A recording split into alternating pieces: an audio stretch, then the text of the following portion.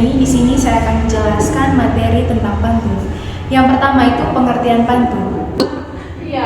Pantun adalah salah satu bentuk dari puisi lama Indonesia yang berasal dari tradisi sastra Melayu. Pantun ini termasuk dalam puisi rakyat. Pantun terdiri dari 4 baris atau larik. Setiap lariknya memiliki 8-12 kata dengan rima ABAB. Pantun juga memiliki sampiran dan isi. Pantun seringkali digunakan sebagai bentuk ekspresi sastra lisan dan budaya Melayu. Dan yang berikut ciri-ciri pantun. Pantun memiliki ciri khas yang kreatif, menggunakan perbandingan, metafora, atau kiasan untuk menyampaikan pesan atau cerita dengan gaya yang indah dan berirama. Selain itu, pantun juga dapat digunakan sebagai bentuk hiburan, misalnya dalam pertunjukan seni tradisional atau cara perayaan. Ciri yang pertama, setiap bait terdiri atas 4 baris. Tiap bait pantun berisi untalan kata-kata yang berada dalam satu gagasan dan umumnya mempunyai ciri khas tersendiri, bergantung pada jenis pantunnya. Barisan kata-kata pada pantun dikenal juga dengan sebutan larik. Ciri yang kedua, jumlah suku kata dalam setiap baris antara 8-12 suku kata. Awalnya, pantun hanya disampaikan secara lisan dan tidak dituliskan. Oleh karena itu, tiap baris pada pantun dibuat sesingkat mungkin, namun tetap padat isi. Maka tiap baris pantun hanya terdiri dari 8-12 suku kata. Ciri yang ketiga, baris pertama dan kedua disebut dengan sampiran. Baris pertama dan kedua pada pantun merupakan pengantar puitis yang jenaka. Pengantar tersebut biasanya tidak berhubungan dengan isi, namun menjabarkan tentang peristiwa ataupun kebiasaan yang terjadi di masyarakat. Ciri yang keempat, baris ketiga dan keempat disebut dengan isi. Pada bagian isi terdapat pesan utama yang ingin diungkapkan dalam satu bait pantun. Walaupun isi tidak terhubungkan langsung dengan sampiran, namun sebaiknya ada kata-kata pada sampiran yang merupakan cerminan dari isi yang hendak disampaikan. Ciri yang kelima, rima. Persamaan bunyi atau persajakannya adalah ABAB.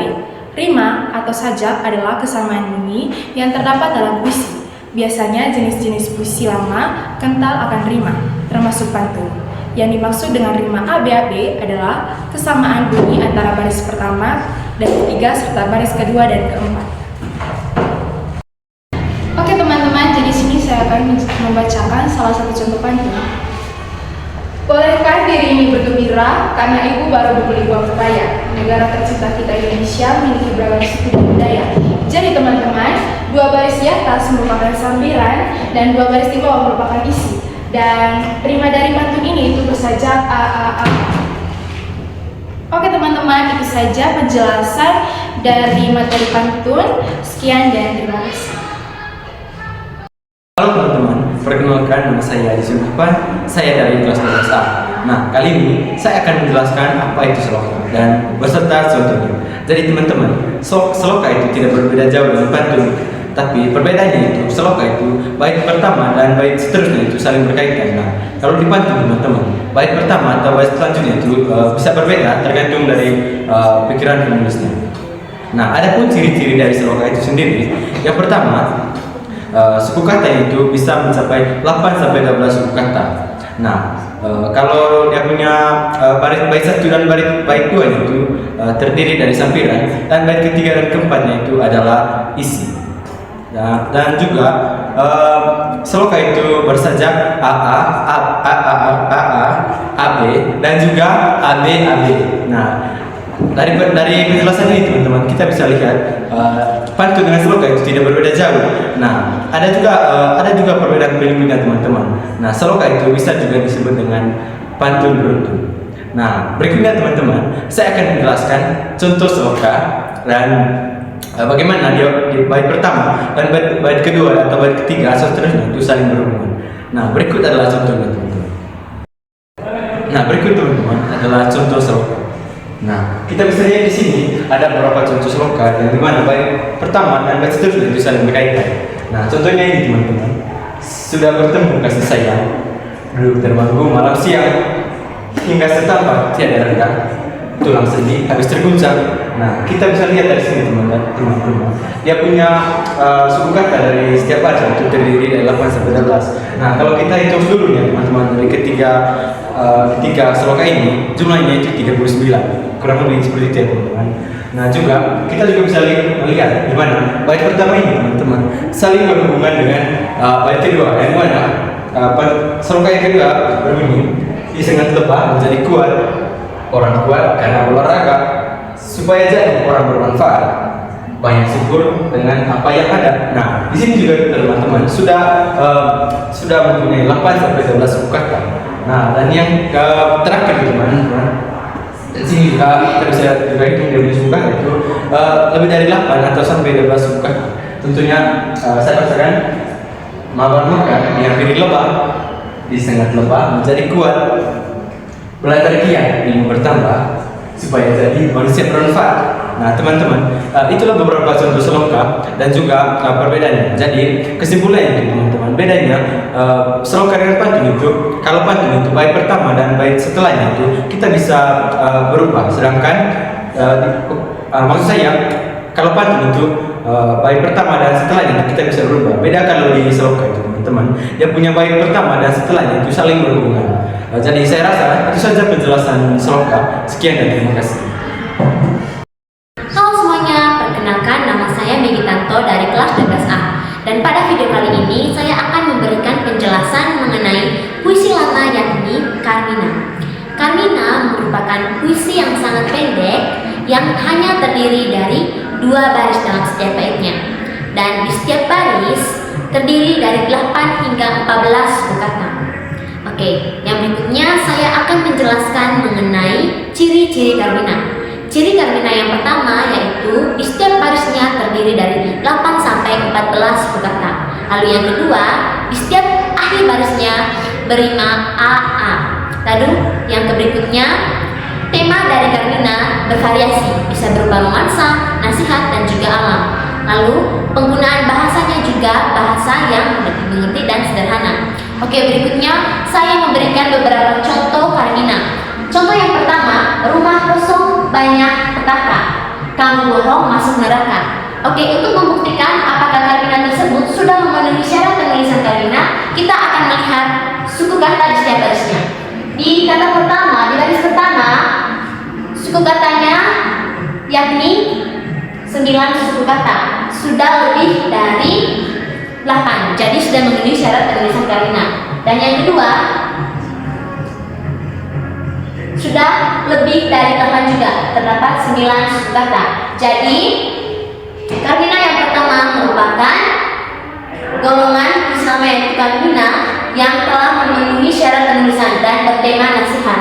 Lalu yang kedua, kakek tua dipanggil abah, sikap serakah bawa musibah. Ini juga termasuk dalam Carmina karena sudah memenuhi syarat penulisan Carmina.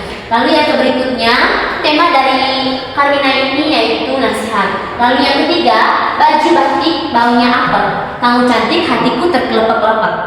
Jadi syarat dari Carmina ini sudah memenuhi syarat penulisan. Dan juga tema dari Carmina ini yaitu romansa. Oke, sekian penjelasan mengenai Carmina dari saya. Semoga dapat bermanfaat. Terima kasih. Halo teman-teman, perkenalkan nama saya Stefania Valencia Sudirman, biasa disapakannya saya dari kelas 12A. Pada kesempatan kali ini saya akan menjelaskan salah satu jenis dari puisi lama. Nah, yang akan saya jelaskan di sini teman-teman adalah gurindam. Mungkin selama ini teman-teman sekalian masih bertanya-tanya apa sih itu gurindam? Nah, gurindam merupakan salah satu jenis dari puisi lama yang terdiri dari 2 baris. Nah, tiap barisnya ini teman-teman saling berkaitan. Baris pertama umumnya adalah sebab ataupun masalah, sementara baris keduanya adalah akibat ataupun nasihatnya. Adapun ciri-ciri dari gurindam ini teman-teman, yang pertama, gurindam terdiri dari 2 baris. Ciri-ciri yang kedua, umumnya gurindam ini bersajak AA. Yang ketiga, gurindam ini umumnya baris pertama adalah sebab ataupun masalah, sementara baris keduanya adalah akibat ataupun nasihatnya.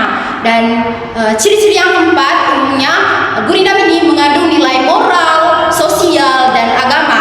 Nah, biasanya digunakan sebagai suatu wejangan ataupun nasihat. Dan ciri-ciri yang kelima adalah pada umumnya gurindam ini terdiri dari 8 sampai 12 suku kata. Nah, di sini teman-teman saya sudah membuat contoh dari gurindam. Contoh yang pertama, berbuat baik jangan ditunda agar selamat di hari tua. Di sini kita bisa lihat baris pertama ini merupakan sebab ataupun masalahnya, sementara baris yang kedua ini adalah akibat ataupun nasihatnya. Nah, kita juga bisa lihat di sini rima yang digunakan adalah AA. Kemudian dari satu baris ini terdiri dari 9 suku kata. Lanjut di contoh yang kedua, jika hendak selamat dunia akhirat, janganlah engkau berbuat maksiat. Nah teman-teman, sama seperti contoh yang pertama tadi, baris pertama di contoh yang kedua ini merupakan masalah ataupun sebabnya, sementara baris kedua ini merupakan akibat ataupun nasihatnya. Jadi teman-teman, sekian saja pemaparan materi dari saya. Semoga apa yang saya paparkan bisa bermanfaat bagi teman-teman sekalian. Sampai jumpa di video selanjutnya. Halo guys, perkenalkan nama saya Satria Saban, biasa dipanggil Satria. Jadi pada hari ini saya akan menjelaskan materi tentang syair. Baik, syair merupakan puisi lama dari Persia atau Iran yang terkenal sebagai media untuk menyampaikan pikiran, emosi, perasaan, dan berbagai peristiwa. Syair juga bisa menjadi cara yang efektif untuk memberi nasihat, menyampaikan nilai agama, dan mengungkapkan rasa cinta. Baik, saya akan menjelaskan ciri-ciri dari syair. Baik, yang pertama, syair terdiri dari 4 baris.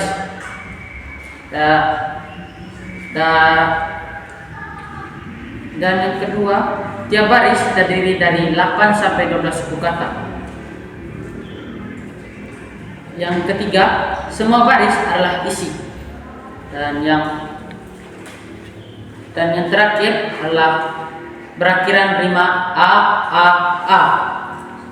Baik, saya akan menjelaskan contoh dari yang sudah terpapar di papan. Baik, yang pertama berisi 4 baris yang tersaja a. Dan yang kedua, baris yang kedua memiliki 4 baris dan juga tersaja a. Oke, dari saya di atas, dari baris yang pertama dan yang kedua itu sudah memenuhi syarat dari pembuatan syair. Sekian.